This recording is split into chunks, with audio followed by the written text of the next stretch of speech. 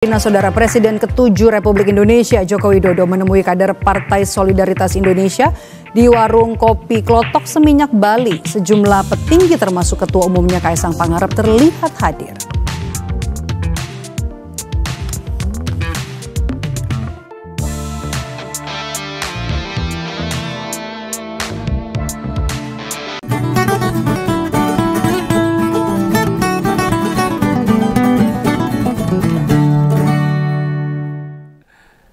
Beberapa hari yang lalu itu Begawan sempat melihat itu sebuah postingan yang menampakkan kalau Pak Jokowi ada di Bali.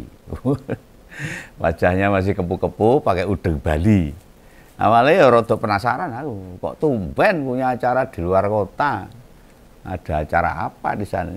Karena dari penampilannya seperti bukan agenda informal, semacam piknik, dulan. Apa healing mungkin. Pakaian yang dikenakan itu jas resmi, dan yang nyambut ada banyak orang. Selain pakai jas, di kepalanya itu ada udeng Bali.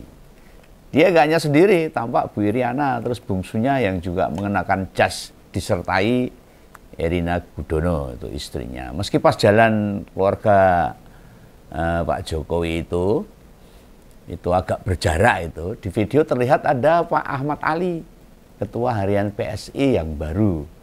Dari Nasdem itu ngancani ketua umumnya. Nah, kemarin malam itu ketemu berita keberadaan Jokowi di Bali ternyata menghadiri pernikahan Wakil Sekretaris Jenderal PSI itu Iputu Yoga Saputra. Oh, Jagong.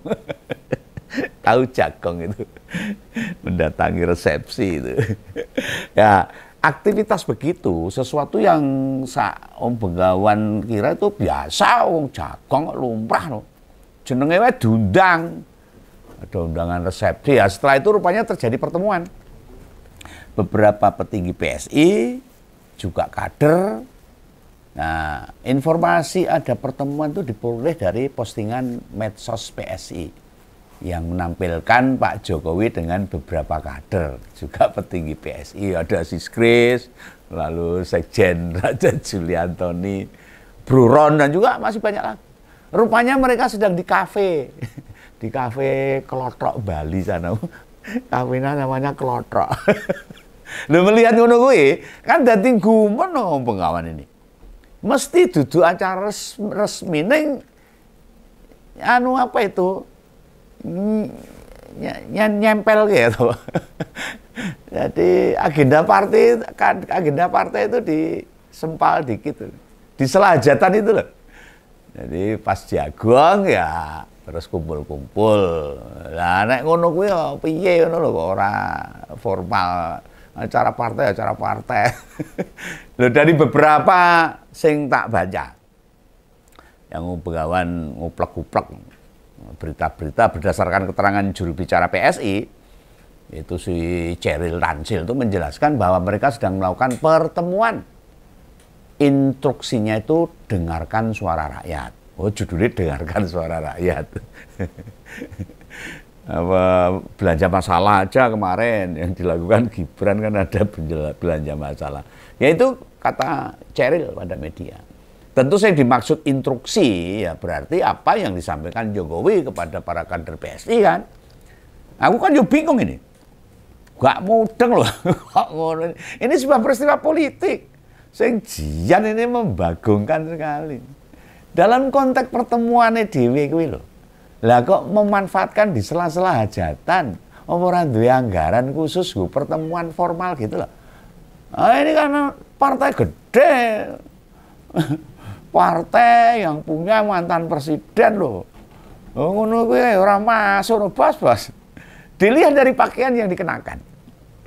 Kan itu berarti sesaat setelah hajatan selesai terus langsung ngobrol. Yo ngumpul ning kafe.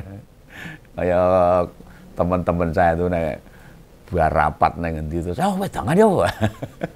Mosok yo ora kanthi. Ora kanthi apa ya? Oh, enggak sabar gitu loh. Misalnya ganti hari, sesok atau pagi setelah selesai semua istirahat habis mendatangi hajatan wasekjen PSI loh. Ingat loh, yang nikahan itu kan wasekjen. Mesane no, mantene no, gak diajak ngobrol. Terus kuwi pas malam. Nek sing nikah nyusul ke situ lah, malam pertamane lah. Bojone muring-muring. Nek ora nyusul, nanti dirasani, dikira ora menghormati Jokowi dan keluarga, termasuk ketua umum PSI. Tadi serba salah nih manten ini. Lagian gini juga loh. Mosok kelas partai, di sela-selan jagong, diselingi ngerembuk partai. Dan ini di tingkat DPP, bukan di tingkat DPC atau DPD kabupaten kota. Apa wis do sibuk kabeh sehingga ngatur waktu angel untuk bersua sampai pada nggak bisa. Apa partai nggak ada anggaran kerak taktis? Aku ora percaya. Pak Jokowi berjibun kalau uangnya itu buat memfasilitasi acara pertemuan itu loh. Apa dora duwe modal mengadakan pertemuan sendiri yang khusus. Ini kan perintah, instruksi yang sangat penting loh. Dengarkan suara rakyat. Yang kayak gini lah, kok pengen 2029 langsung Senayan ya lucu no. Sesibuk apakah Pak Jokowi atau petinggi-petinggi PSI itu? Nek Kaisang sing sibuk kan sudah ada ketua harian Pak Ahmad Ali, sehingga tidak selalu butuh ketua umum yang memimpin rapat. Yang kedua yang juga mesti dicermati itu, lihat saja tempat ketemunya. Kira-kira representatif enggak? Mudeng to karepku. Sing tak maksud representatif kuwi piye to? Bukan soal mewah. Bukan soal tempatnya yang bagus, mahal, tidak perkara tempatnya terbuka dan tertutup. Tur ya dudu perkara sound system atau suguhan nyamian.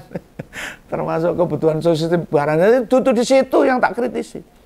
Yang dimaksud representatif itu adalah ya tempat yang sedikit layak buat berbincang, berbuat rapat formal. Ini DPP loh. Rodok longgar misalnya, orang upak-upakan. Masa Jokowi sama Kaisang gak gelem bayari tempat yang lebih cocok, ora patut.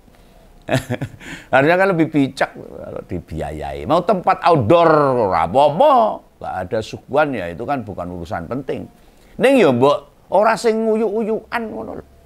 Kaya wong ngrubung mainan.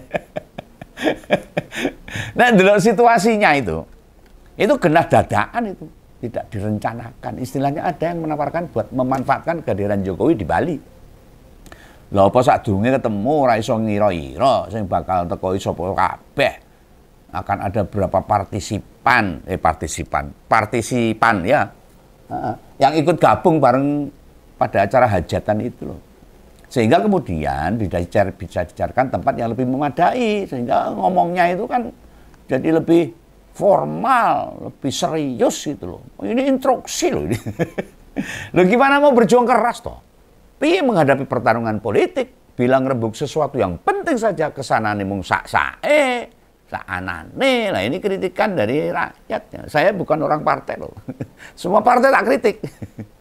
Karena partai itu apapun sangat berpengaruh pada kepemimpinan yang akan datang dan harusnya mensejahterakan rakyat tugasnya. Loh apa Pak Menteri Kehutanan tuh Bung Raja Juliantoni nggak mau ngeluarin duit. Padahal ya duitnya oke loh bisa.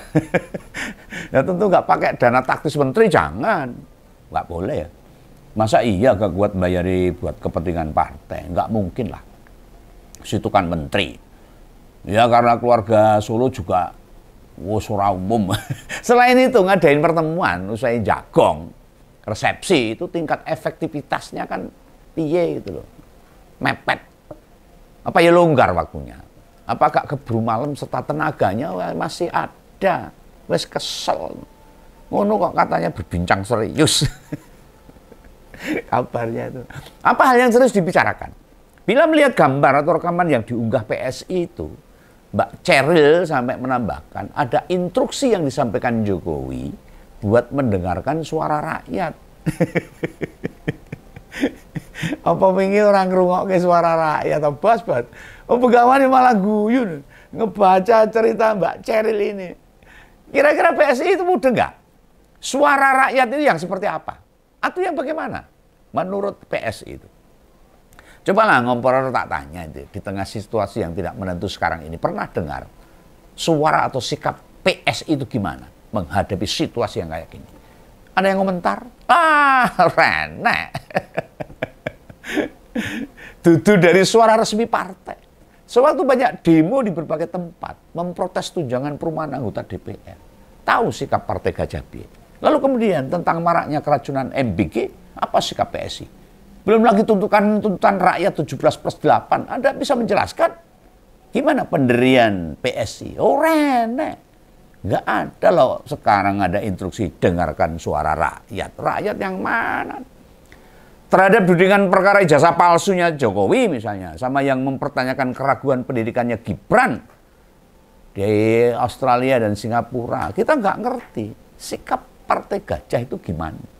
Membela yang seperti apa? Memang kalian ngerti gimana dengar suara rakyat? Begawan paham. Logo partai dari gajah mestinya membuat kalian makin peka loh, makin sensitif dengan jeritan suara rakyat. Nyatanya gak ada tuh sikap pernah muncul di tengah-tengah kesulitan rakyat sekarang ini. Ekonomi yang sekarang ini belasah.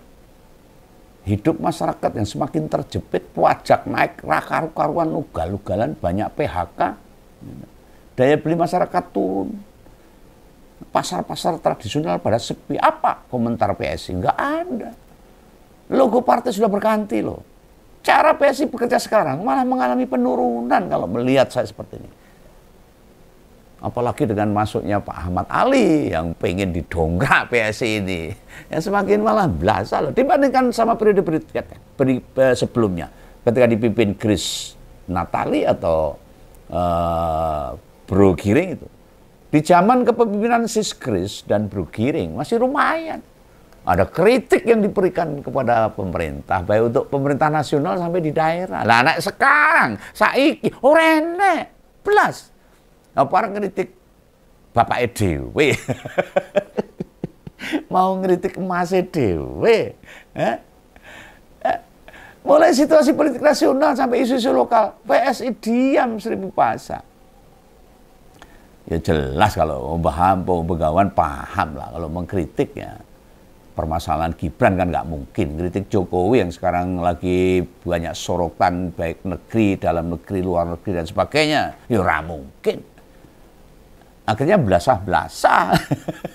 Lawang di wilayah yang ada wakil rakyatnya saja ya di DKI sama Solo itu. Solo itu lumayan loh.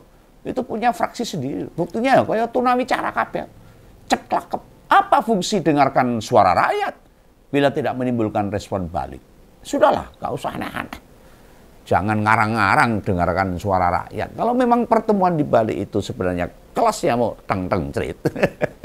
Ngobrol ngalor itu, jangan melebih-lebihkan sesuatu. Biar dikesannya oleh masyarakat, dikesankan bahwa partai yang sangat hebat. Gak ada. Apa manfaat bagi rakyat? Apa komentar-komentar bagi permasalahan di negara saat ini? PSI nggak berkomentar apa-apa.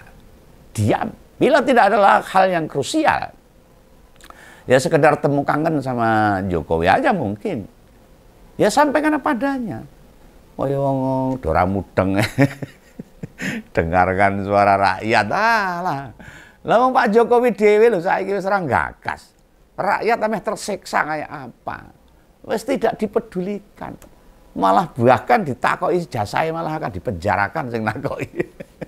Padahal rakyat bertanya pada presiden, bukan orang tanya kepada Jokowi itu.